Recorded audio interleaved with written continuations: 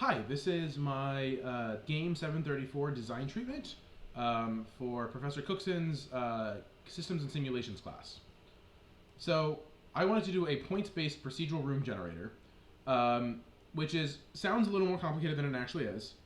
Let me go through some history and then we can get into the system itself. So the first example of this was beneath Apple Manor, which introduced procedural room generation.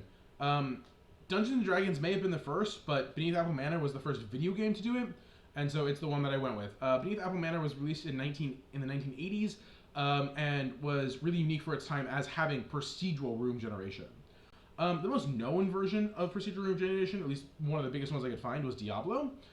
It brought random dungeons to a massive global audience, even though the game Rogue made the roguelike style very popular. Diablo really did procedural room generation, and I feel like it's way more played than Rogue. And one of the most original versions of this was a game called Unexplored I found during my research. It had cyclical procedural generation, so it basically maps the route the player has to take. So, for example, if there's a door and a key, it maps from the entrance to the key to the door, and then fills in everything else around it. So it always makes sure that the route feels handcrafted. Some problems with this: procedural generation is soulless and bland, pure randomness does not equate to good gameplay, and unbalanced rooms or items are frequent, and you'll have a room that has no bearing being in that particular situation. So my solution is a system that uses a numerical formula to determine the next room in the sequence based on its point value, or its budget. The value would also determine what is allowed to spawn in the room.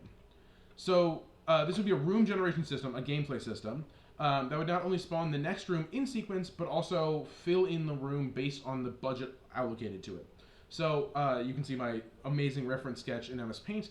A level 3 room with a ramp-up value of 9, a starting budget of 3 with a ramp-up value of 6 would lead to the next room being around a level 9 room. And the level 9 room has 9 points of budget to spend. So it could buy a level 9 enemy, it could buy a level 7 enemy and a level 2 enemy, something like that. So if we go to my system real quick. So this is the rooms that it spawns. I am currently selecting the brain actor. I can generate a new layout, and this is only showing me the first 4 rooms. So what if we want to see all the rooms? So we can show all the rooms, and it'll show all 50 rooms that are in the sequence. I can, of course, continue generating new layouts. If I want to move the rooms around, I can do so by just simply moving the actor, generate a new layout, and then it will, and then I show all the rooms, and then it'll generate a new layout offset by that angle.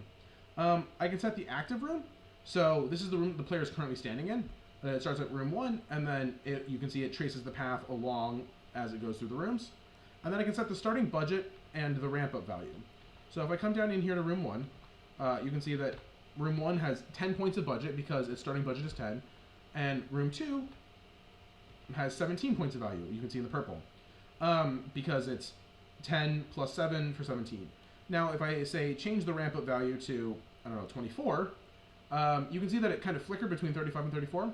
So the ramp-up value sets what it should be, but there's a % chance that it hits a lower or higher value than what it is, which but it's a higher chance that it hits a lower value, which keeps rooms ramping up a little bit slower, just overall, and a slightly higher chance just to make sure there's some variety in there.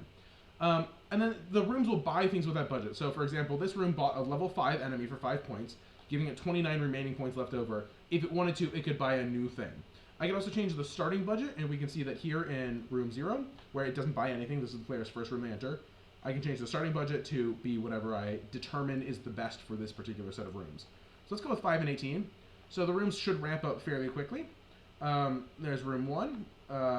Room 2 has 41 points to spend, bought a level 10 enemy, 31 remaining. Room 3 bought a level 15 enemy, has 44 points remaining. So if we go ahead and play this system, you can see that I spawn here in this first room.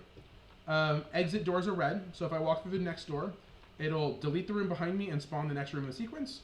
And this is where the enemies will be placed in the room. Enemies and hazards, maybe the room would buy more than one.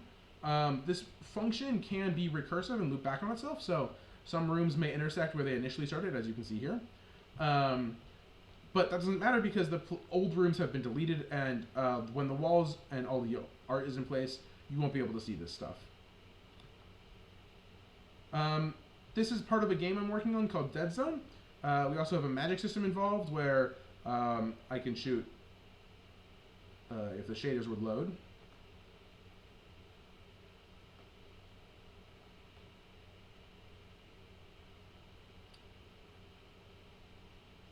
Well, I guess it's not relevant, but I can shoot magic spells, and I can continue going through the rooms.